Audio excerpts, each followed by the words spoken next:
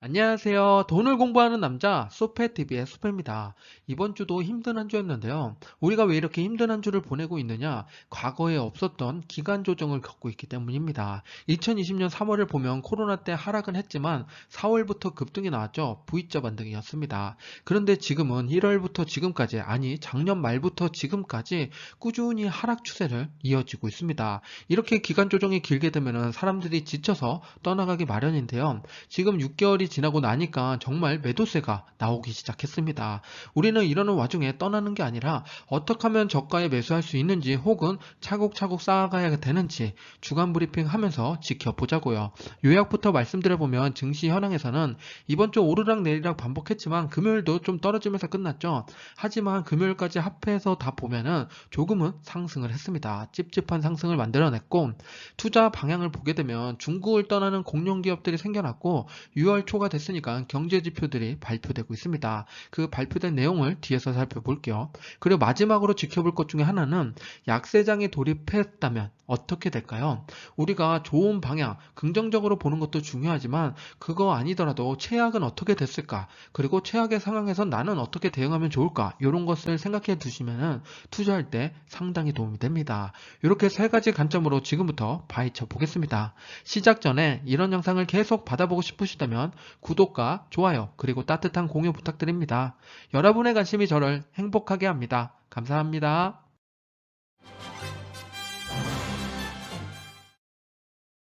첫 번째로 증시 현황부터 보겠습니다. 글로벌 미국 섹터 ETF 순으로 점검해 볼게요.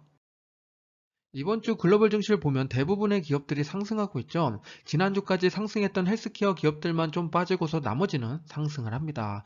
왼쪽 위에 국가를 보면 캐나다인데요. 캐나다는 상승 모멘텀이 상당히 큽니다. 이번 주에 나온 기사를 보면 캐나다 기준금리 0.5% 인상을 했다. 두 번 연속 빅스텝이라고 하는데요. 그럼에도 불구하고 주가가 상승했다는 건 그 전에 모두 다 하락이 끝났다는 겁니다. 선반영이 됐다는 이야기고, 미국도 이번에 또 빅스텝을 하느냐 마느냐 이런 얘기가 있고, 당연히 빅스텝을 한다고 이야기가 나옵니다. 그럼에도 불구하고 캐나다처럼 상승할지 지켜봐야겠습니다. 오른쪽에 보면 차이나가 있죠. 중국도 꾸준히 상승하는 모습입니다.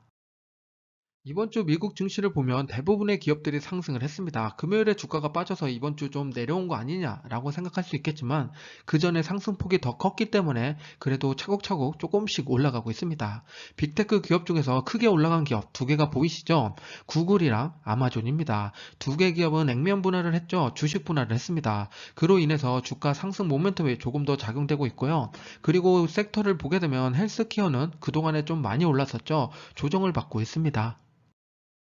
제가 좋아하는 기업의 바로미터를 보겠습니다. 고점 대비 하락률이랑 저점 대비 상승률을 나타내고 있는데요. 이번 주 많이 빠진 기업을 보면 테슬라가 5% 하락해서 고점 대비 하락률 43%가 됐습니다. ASML도 3% 하락했는데요. 37%를 차지하고 있고, 반대로 올라간 기업이 있습니다. 기업이 아니라 종목이죠. KRBN이 2% 상승해서 고점 대비 하락률 10%가 됐습니다. 이렇게 기업들이 하락할 때 반대로 올라가는, 주식과 상관관계가 적은 친구들을 가지고 있는 게 중요한데요. 이게 바로 분산 투자입니다. 포트폴리오를 이런 식으로 만들어 놓으면 내 계좌는 조금 더 안정적으로 가져갈 수가 있겠죠. 그래서 성장, 배당, 채권, 원자재 이런 식으로 분산 투자하시기를 권장드립니다. 이번 주 섹터별 현황을 보겠습니다. 금요일만 놓고 보면 에너지 빼고 모두 다 하락하는 모습이었죠. 그런데 일주일을 놓고 보면 경기순환이랑 커뮤니케이션 서비스가 상승을 나타냈습니다. 3.1%, 2.7% 강한 모습을 보여주고 있습니다. 두 번째로 ETF 바로미터랑 순매수 기업을 보면서 투자 현황을 살펴보겠습니다. ETF 바로미터 주요 현황을 보겠습니다. 왼쪽에 있는 섹터를 먼저 보게 되면 이번 주 헬스케어가 좀 빠졌죠. 미국뿐만 아니라 글로벌하게 헬스케어가 좀 조정을 받고 있습니다. 3% 정도 하락이 나왔고요. 주요 지수를 보면 다우가 이번 주 1% 하락이 나왔고, 대형 가치주도 동반해서 빠지는 모습입니다. 이와 더불어서 배당주도 좀 빠졌는데요. SCHD 1% 하락이 나왔습니다. 지난주에 5% 상승하고 이번 주 1% 빠지면 아름다운 조정이라고 볼 수 있는 거죠. 레버리지 상품을 보게 되면 TQQQ가 1% 하락했습니다. TQQQ가 하락하는 이유 중에 하나가, 이렇게 상승과 하락을 동반하면서 행보하게 되면 레버리지 상품은 좋지 못합니다. 요 관련돼서 궁금하신 분들은 오른쪽 위에 링크를 참고해 주시기 바랍니다. ETF 바로미터 테마형을 볼게요. 빠진 친구들 위주로 살펴보면 반도체가 1% 조정이 나왔고요. 사이버 보안도 1% 하락. 반대로 KRB는 앞에서 말씀드렸죠. 2% 상승했습니다. 그리고 리츠가 2% 빠지면서 VNQ가 고점 대비 하락률 15.8%가 됐습니다. ETF 바로미터 기업편을 볼게요. 성장과 배당주를 가지고 왔는데요. 왼쪽에 있는 두 개가 성장주입니다. 고점 대비 하락률이 큰 친구를 보게 되면 메타 플랫폼입니다. 제가 메타 플랫폼은 좀 조심히 다가가자고 말씀을 드리고 있는데요. 현재 고점 대비 하락률 50%를 찍었습니다. 반타작까지 내려온 상태죠. 이게 주가 반등폭이 좀 커야지, 그리고 메타 플랫폼이 메타버스 관련돼서 좀 확정된 매출을 일으켜야지 되는데 아직 그 모습이 보이지 않고 있는 상태입니다. 그런 게 나오게 되면 제가 따로 컨텐츠를 만들어 볼게요. 그리고 오른쪽에 배당주를 보게 되면 시스코 시스템이 고점 대비 하락률이 거의 30%까지 떨어진 상태입니다. 그리고 오른쪽에 홈디포랑 JP 모건도 있죠. 제가 이 두 개의 기업은 눈여겨보고 있는데 이 하락률이 조금씩 올라가는지 계속 체크해 보겠습니다. 이번 주 순매수 탑5를 보겠습니다. 1위부터 5위까지 보고 계시는데요. 이번 주 1위가 SQQQ입니다. 나스닥 3배 레버리지인데 반대, 인버스죠. 떨어진 거에 베팅을 하는 겁니다. 864억 원의 강한 매수세가 들어왔고, 그 밑으로 보면은 300억 되면은 그렇게 강한 매수세가 들어온 건 아닙니다. 제가 좀 걱정하는 것 중에 하나가 SQQQ 하락에 베팅하는 건데요. 아, 이게 과연 맞을까요? 내가 상승에 베팅하면서 해지용으로 SQQQ를 샀다. 그거는 오케이지만 그게 아니라 무조건 하락하겠다라고 생각해서 여기에 몰빵을 하거나 비중을 크게 실으면 절대 안 됩니다. 조심하시기 바랍니다. SQQQ의 차트를 한번 볼게요. 일봉 차트를 보고 계시는데요. 저점을 찍고 조금씩 올라가는 모습처럼 보이시죠? 그리고 지금이 그 채널의 하단처럼 생각이 듭니다. 아, 이제 여기 찍고 다시 반등하겠지? 라는 생각으로 사람들이 매수하기 시작합니다. 그런데 이거를 일봉 차트가 아니라 월봉 차트로 보게 되면 우하향하는 이런 차트를 나타냅니다. 인버스 상품들은 당연히 우하향할 수밖에 없습니다. 미국 시장이 우상향했듯이 이건 단 반대로 내려갈 수밖에 없는 상품이죠. 그 단기간의 상승에 수익을 내고 나오겠다, 이런 마인드로 접근하는 건데 그거는 생각보다 어려운 작업이 됩니다. 순매수 2위를 차지하고 있던 SOXL 반도체 레버리지 상품이죠. 이 차트를 간단히 보겠습니다. 오른쪽 아래 보면 아름답게 제가 좋아하는 차트죠. 쌍바닥을 찍고 조금 올라가 있는 상태입니다. 여기서부터는 이제 횡보를 할지 혹은 상승 모멘텀을 가지고서 오른쪽 위로 채널을 만들어 갈지, 그게 이제 갈림길인데요. 당연히 후자가 되길 바랍니다. 그리고 저도 반도체를 좋게 보고 있는데요. 지난번에 컨텐츠를 만들기도 했죠. 관심 있으신 분들은 오른쪽 위에 링크를 참고해 보시기 바랍니다. 그래서 지금부터는 어떻게 갈지 계속 모니터링 해보겠습니다. 마지막 세 번째로 이슈 러시, 최근 이슈랑 투자 인사이트를 살펴보겠습니다.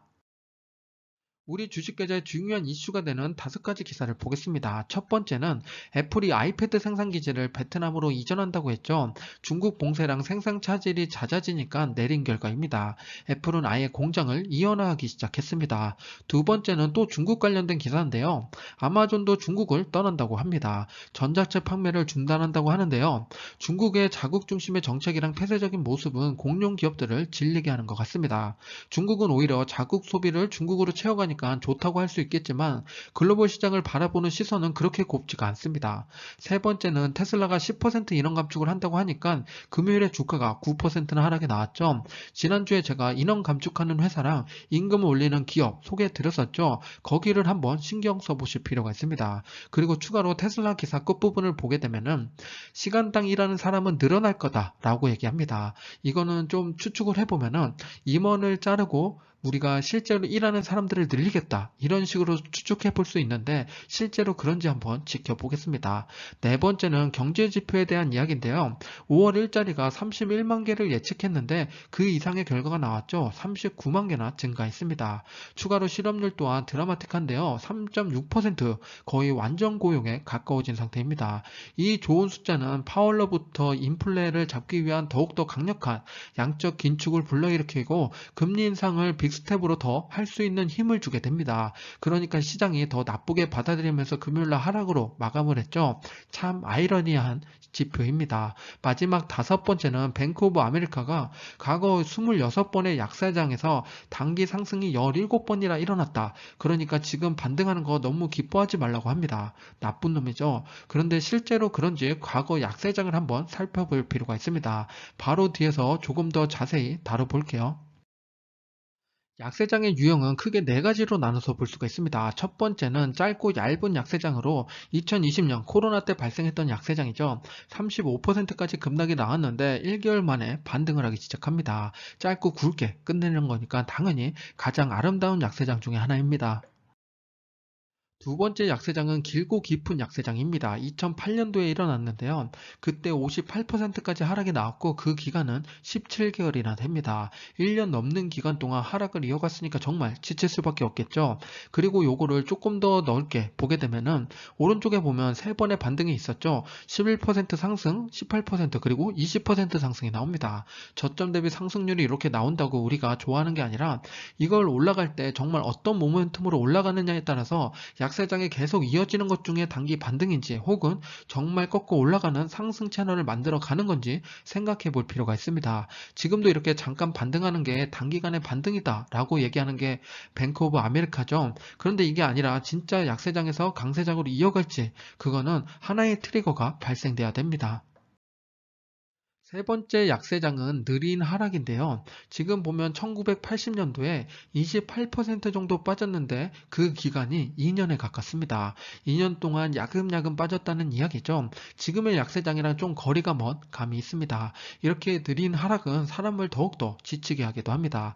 하지만 2년 넘게 동안 이렇게 빠질 때 차곡차곡 모았다면 단기 반등에서 더 큰 수익을 낼 수가 있겠죠. 우리가 약세장이라고 그걸 피하자가 아니라 어떻게 이용해야 되는지 그걸 생각해 볼 필요가 있습니다. 마지막 네 번째는 최악의 약세장입니다. 1930년도에 발생이 됐는데요. 83% 하락이 나왔고 그 기간은 자그마치 33개월입니다. 거의 3년 동안 하락이 이어졌다는 거죠. 정말 끔찍한 시대입니다. 1930년도였는데 더 끔찍한 건 전고점까지 회복하는 기간이 오른쪽 끝에 보면 1954년도입니다. 24년이나 걸렸다는 거죠. 정말 오랫동안 걸린 시간입니다. 그런데 다행히도 이때는 지금과 같은 금융 시스템이 갖춰지지 않고 그리고 대응할 수 있는 그런 여력들이 적었던 상황이죠. 그래서 이런 약세장은 다시는 오진 않겠지만 그렇다 하더라도 이런 것들이 있었으니까 우리는 조심할 필요가 있습니다. 지금까지 약세장 유형 네 가지를 봤는데요. 지금이 우리가 경기 침체가 오고 약세장에 돌입한다면 어디에 가까울까요? 바로 1번 얇고 짧은 약세장입니다. 과거에 보면 10번의 경우가 거기에 해당이 되는데 여기서 우리가 평균을 찾아보면은 짧고 얇은 약세장은 12개월이 평균이었고 하락폭은 29%입니다. 그러면 이걸 가지고서 우리가 이제 약세장에 돌입하면은 한 1년 정도는 차곡차곡 모아가야지 라는 생각하는 게 좋습니다. 그 말은 조금 더 천천히 추가 매수를 하더라도 좀 더 관망하는 자세가 필요하다는 이야기입니다. 지금까지 이번 주 주간 브리핑과 약세장에 대한 이야기를 다뤘습니다. 5월 한 달 동안 개인 투자자가 1조를 매도했다고 합니다. 국내 투자 이야기인데요.